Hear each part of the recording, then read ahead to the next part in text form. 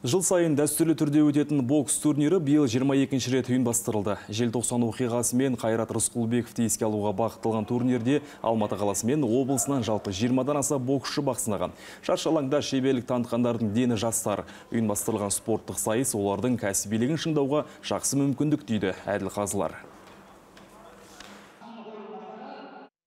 Бұл турнирде Бақыт Сәрсекбаев, Олимпиада чемпионы Бақыт Сәрсекбаев сияқты, Бақтияр Артаев сияқты, Серік Сәбиев сияқты мықты боксшылар өзінің алғашқы шеберлігін осы турнирде шыңдаған. Қазір енді жастарға да осындай шеберлігін өздерінің шыңдап, алдағы уақытта Олимпиада чемпиондар болуына тілектеспіз.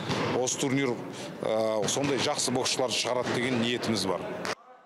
Бұлғар қолғап бәсекесіне биыл 2-ші рет түсіп жатқан боксшылар да бар. Турнирде түрлі салмақ бойынша жұдырық түйістіретін олар дәстүрлі сайыстың даңғыл жолға айналғанын жоққа шығармайды. Спортшылар бап пен бақ келсе, біздің де жұлдызымыз жанады деген үмітте. Әрине, алдағы уақыттарда иншалла Құдай қаласа Олимпиада төрінен көруге, ұлттық құрамаға кіріп, ары қарап бағымды сынауға тренировка жасап, дайындаламыз.